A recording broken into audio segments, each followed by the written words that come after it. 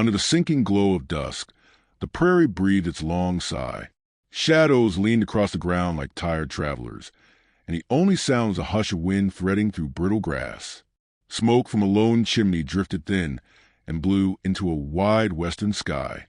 That was Silas Boone's cabin, a weather-worn square of logs, its windows catching a last light like watchful eyes. The man inside rarely spoke more than a dozen words in a day, and when he did, it was often to beasts who never answered. He was a cowboy in the truest, loneliest sense of the word, hardened by the land, softened only by the trust of the animals who lingered near his fire.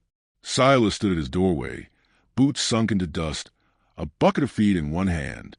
His cattle dog Bramble circled close, nose in the bucket, eager for scraps. "Patience," Silas murmured, voice rough with disuse. He bent, scattering feed in small, steady motions, watching the mule ass shuffle forward on stiff legs. Beyond the corral, the black mare Willow lifted her head at the sound, eyes reflecting the color of the sky. Each creature leaned on him as if he were anchor and shelter both. Among them, Silas could breathe. Among people, he could not. The memory of laughter was a wound that never closed. He had gone into Dry Creek once, years ago, on a night when lanterns burned bright and music spilled from the saloon. He had asked a girl to dance, his voice clumsy, his boots scuffed, his scar catching the lamplight. She had laughed, and the town had laughed with her. "Boone," they said, "is good for nothing but mules and dogs." That chorus of jeers followed him into every season. Since then, the town had not seen him again, save when necessity drove him down its dusty street. Better to be thought strange and silent than mocked. Better to live with animals, who judged no one. So when Bramble barked, sharp and sudden, Silas startled as though shaken from sleep. The sound came again, warning pitched high, and the cowboy's eyes lifted to the horizon. A wagon had faltered on the trail, a wheel broken clean through.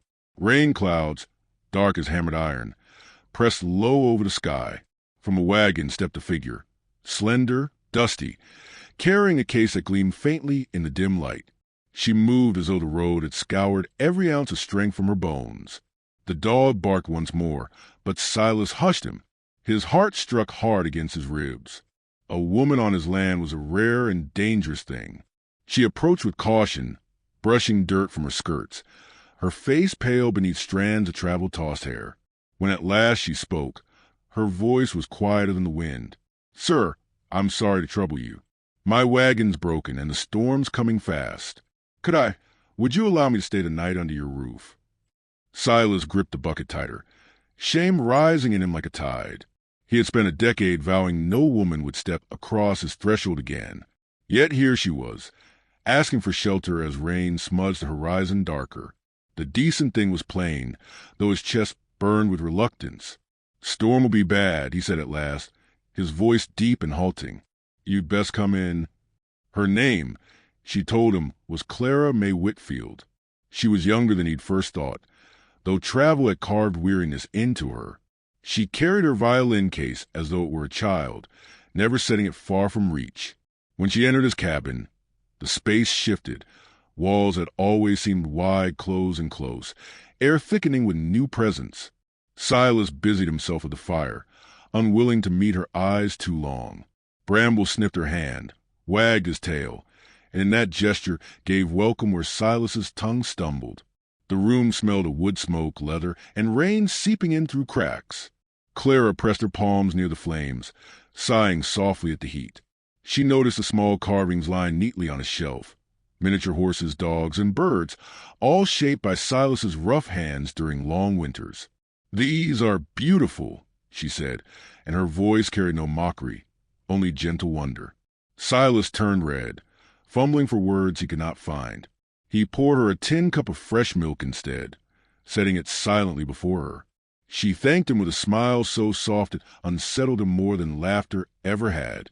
They ate little, bread she offered from her satchel, cheese he cut from his store. The silence was heavy, not hostile, but thick with awareness. Outside, thunder muttered. Inside, the fire cast shadows that swayed like dancers. Yet shadows of another kind haunted Silas's thoughts. He heard again the echoes of town gossip. Boone will die with no one to bury him. Boone will die with only dogs to weep him.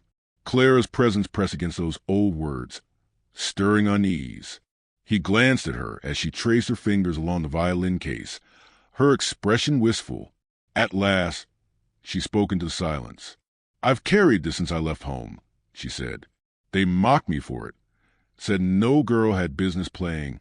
My father called it a waste, sent me away with little more than the case in hand." Her confession landed softly, yet it struck deep. Silas saw in her story a mirror of his own rejection, a kinship born of wounds. He said nothing, but his hands moved to the shelves. He took a rag, dipped it in oil, and polished a wooden bowl with a horsehair frayed. It was not speech, but an offering, his language of gesture.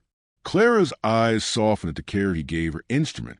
The storm broke then, rain slamming against the roof, thunder tearing the sky. Bramble whimpered, willow and ash shifted restlessly outside. Clara flinched at a crack of lightning, but Silas rose calmly, lighting lanterns one by one, steadying the space with his sure movements. His animals pressed closer to the cabin walls, as though seeking his strength. Watching him, Clara felt a strange safety stir in her chest. Her hands trembled, but she opened the case, lifted the violin, and began to play. The music quivered at first, uncertain, but soon it filled the cabin with aching beauty.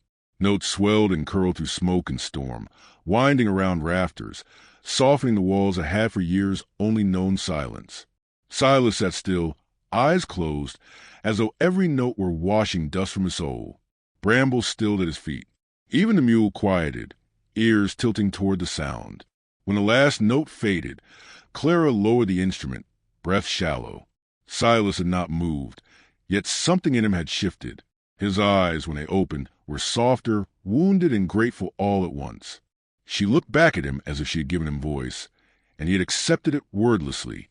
By the fire, Clara spoke again, her voice hushed. "I have no place waiting for me, no one who expects me." She traced her fingers along the violin's neck, as though steadying herself. "It's a strange thing to be cast out. You begin to believe the voices, that you are worth less than the dust you walk on." Silas's mouth worked as if to answer, but the words stayed buried. Instead, he set the bowl back into its case with reverence, hands rough yet gentle. The gesture told her more than language could. He understood. He, too, carried scars made by other scorn. Midnight deepened. The storm raged louder, rattling shutters, until another sound split the night. A horse's whinny, a shout. Clara froze, violin clutched tight. From the dark came voices, coarse and cruel. Word as there's a pretty traveler in Boone's cabin.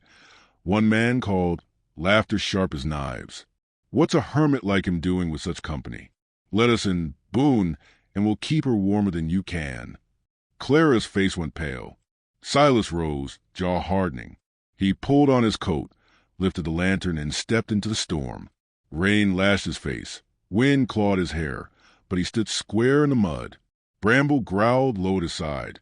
The mule and mare huddled close, shadows behind him, as if even they knew this was a moment to stand.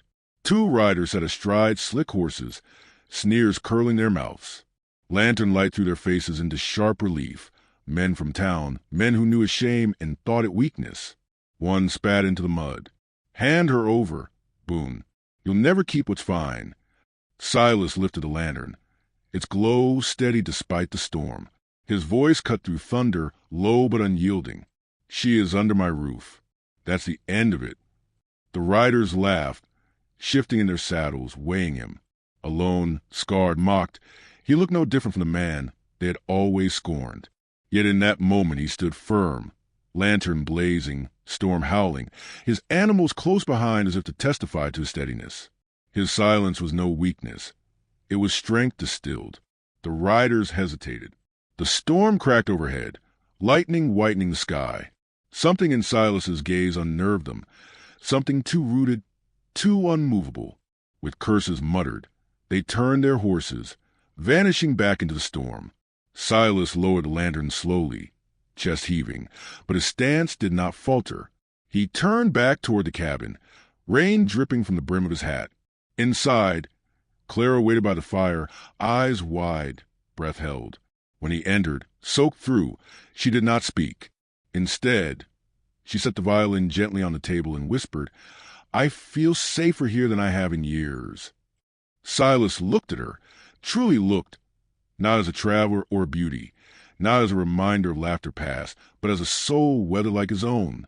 The storm outside began to soften, thunder fading into distance, and in that fragile quiet, it seemed possible that two broken lives might, for a single night, hold each other steady against the world.